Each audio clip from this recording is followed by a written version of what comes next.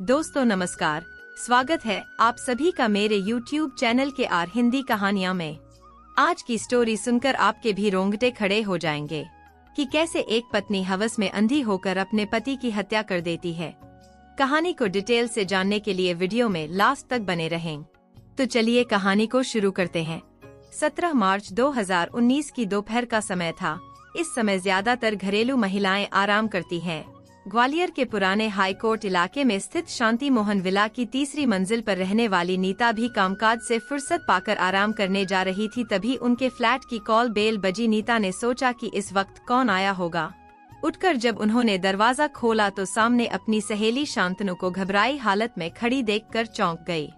नीता ने पूछा, क्या हुआ शांतनु, इतनी घबराई हुई क्यों हो? शांतनु ने तुरंत जवाब दिया, ऋषि का एक्सीडेंट हो गया है, उन्हें काफी चोटें आई हैं। नीता ने चिंतित होकर पूछा, ऋषि का एक्सीडेंट, वो कहाँ है अभी? नीचे फ्लैट में है, जल्दी चल। शांतनु बड़े ही उतावलीपन से कहा। नीता अपने पड़ोसी मोहित राजपूत को भी साथ लेती हुई फ्लैट में पहुंची। फ्लैट में घुसते ही ऋषि की हालत देखकर सबकी आंखें फटी की फटी रह गई। पलंग पर पड़े ऋषि के सिर से खून बह रहा था। तुरंत ही उसे हॉस्पिटल ले जाया गया, जहां जांच के बाद डॉक्टरों ने उसे मृत घोषित कर दिया। हॉस्पिटल प्रशासन ने घटना को संदिग्ध मानते हुए पुलिस को सूचना दे दी। मौके पर थाना इंदिरागंज के एसआई मनीष टॉवर पहुंचे और उन्होंने शांतनु से पूछताछ की। शांतनु ने बताया कि ऋषि ने एक्सीडेंट की बात कही थी, लेकिन कैसे और कहां ये नहीं बताया। शांतनु ने कहा, वो फ्लैट की घंटी बजाकर अंदर आया और मेरे ऊपर गिर पड़ा, फिर बेहोश हो गया। ऋषि जैन का शीतला माता साड़ी सेंटर के नाम से साड़ियों का थोक का कारोबार था। इस शाही अपार्टमेंट में वे लोग करीब 3.5 महीने पहले ही रहने आए थे। इससे पहले वे केत वाली गली में रहते थे।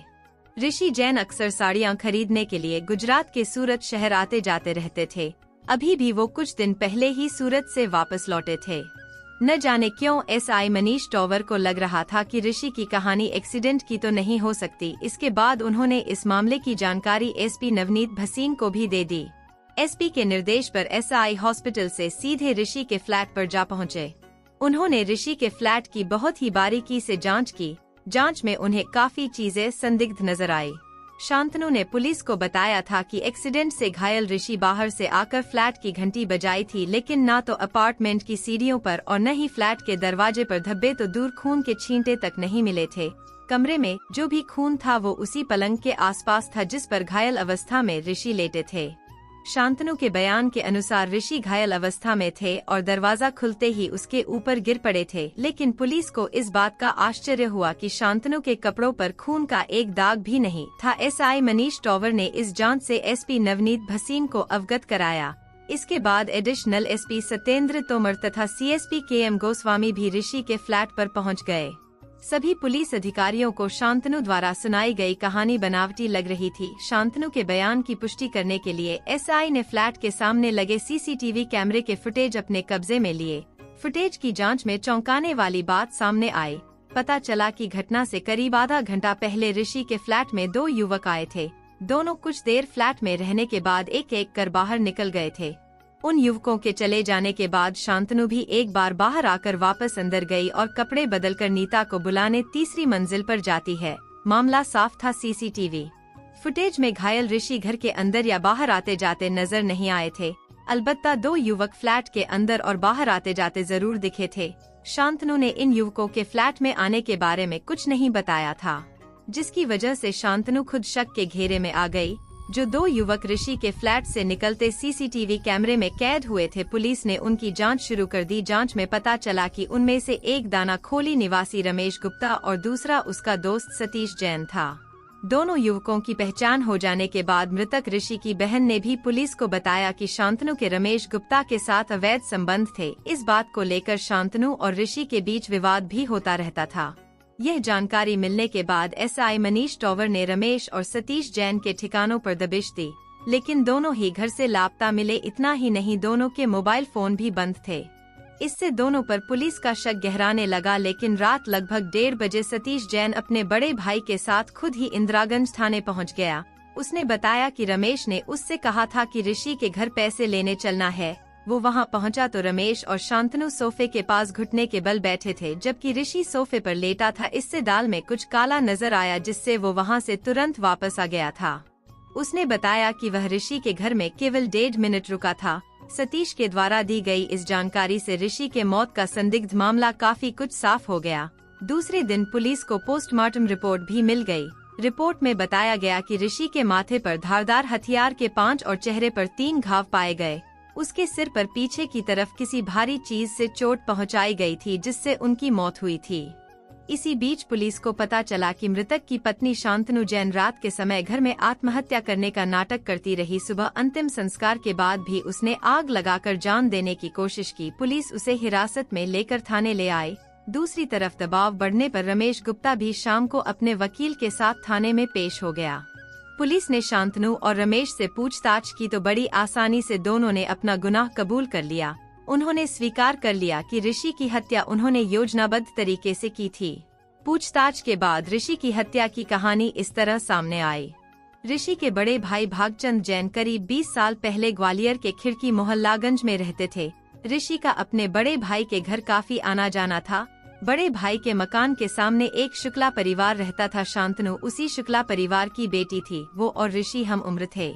बड़े भाई और शुक्ला परिवार में काफी नजदीकियां थी, जिसके चलते ऋषि का भी शांतनु के घर आना जाना हो जाने से दोनों में प्यार हो गया। ये बात करीब 18 साल पहले की है। ऋषि और शांतनु के बीच बात यहाँ तक बढ़ी कि दोनों ने शादी करने का फैसला कर लिया, लेकिन शांतनु के घर वाले इसके लिए राजी नहीं थे। तब दोनों ने घर वालों की मर्जी के खिलाफ प्रेम विवाह कर लिया था।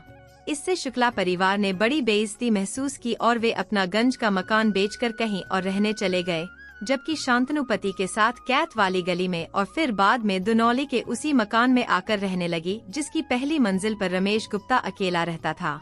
यहीं पर रमेश की शांतनु के पति ऋषि से मुलाकात और दोस्ती हुई थी। ऋषि ने साड़ी का थोक कारोबार शुरू कर दिया था, जिसमें कुछ दिन तक शांतनु का भाई भी सहयोगी रहा। बाद में वह कानपुर चला गया। इधर ऋषि का काम देखते ही देखते काफी बढ़ गया और वो ग्वालियर के पहले 5 थोक साड़ी व्यापारियों में गिना जाने लगा। ऋषि को अक्सर माल की खरीदारी के लिए गुजरात के सूरत शहर जाना पड़ता था। ऋषि का काम काफी बढ़ चुका था, जिसके चलते एक समय ऐसा भी आया जब महीने में उसके 20 दिन शहर से बाहर गुजरने लगे। इस दौरान शांतनु और दोनों बच्चे ग्वालियर में अकेले रह जाते थे, इसलिए उनकी देखरेख की जिम्मेदारी ऋषि ने अपने सबसे खास और भरोसेमंद दोस्त रमेश को सौंप जाता था। और ऋषि रमेश पर इतना भरोसा करता था कि कभी उसे बाहर से बड़ी रकम ग्वालियर भेजनी होती तो वो रमेश के बैंक खाते में ही ट्रांसफर कर देता था। इससे ऋषि की गैर मौजूदगी में भी रमेश का शांतनु के घर में लगातार आना जाना बना रहने लगा था।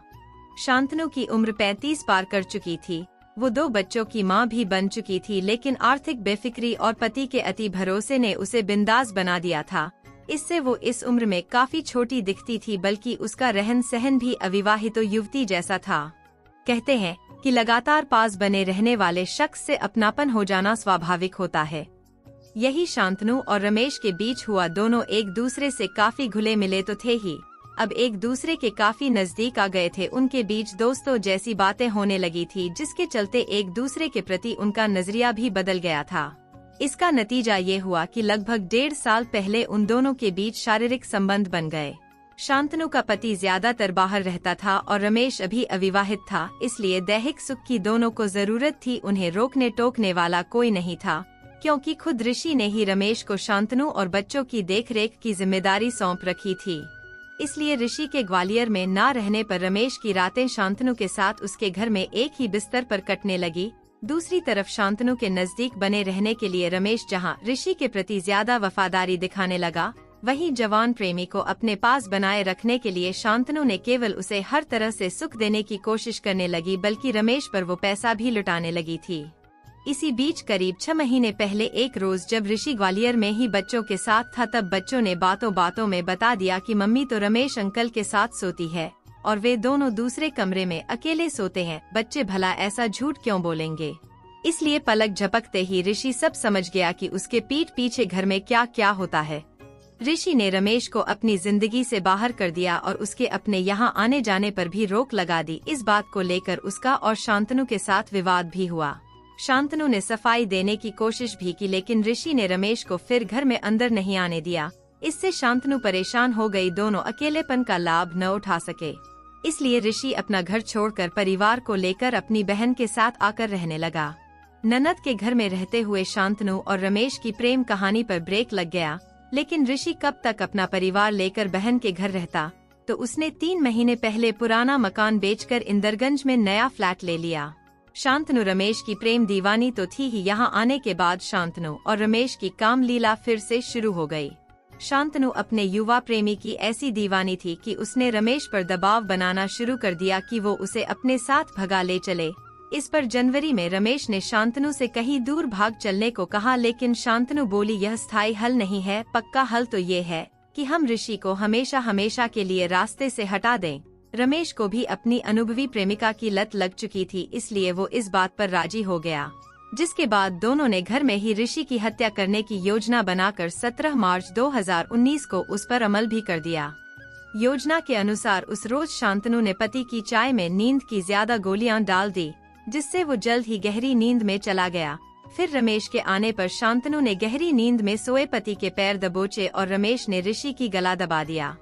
इस दौरान ऋषि ने विरोध किया तो दोनों ने उसे उठाकर कई बार उसका सिर दीवार से टकराया, जिससे उसके सिर से खून बहने लगा और कुछ ही देर में उसकी मौत हो गई। तब मनीष टॉवर ने शांतनु और रमेश से डिटेल में पूछताछ के बाद दोनों को अदालत में पेश किया, जहां से शांतनु को जेल भेज दिया गया और रमेश को 2 दिनों के रिमांड पर पुलिस को सौंप दिया गया, ताकि उसे वो कपड़े बरामद हो सके जो उसने हत्या के समय पहन रखे थे। सतीश जैन को भी पुलिस ने पूछताछ के लिए बुलाया, लेकिन उसका इस कत्ल से कोई संबंध न साबित होने की वजह से उसे बरी कर दिया गया। ये बहुत ही दुखद घटना है। दोस्तों, इस कहानी को सुनाने का उद्देश्य किसी का दिल दुखाना नहीं है, किसी को परेशान करना नहीं है, बल्कि आपको जागरूक करना है और आपको सचेत करना है, ताकि आप लोग सतर्क रहें और सावधान रहें। तो दोस्तों, कैसी लगी ये स्टोरी कमेंट जरूर करें। वीडियो को लाइक करें और अपने दोस्तों को शेयर भी करें। और आपसे गुजारिश है कि मेरे चैनल को सब्सक्राइब जरूर करें। फिर मिलेंगे ऐसी ही किसी इंटरेस्टिंग स्टोरी के साथ। धन्यवाद।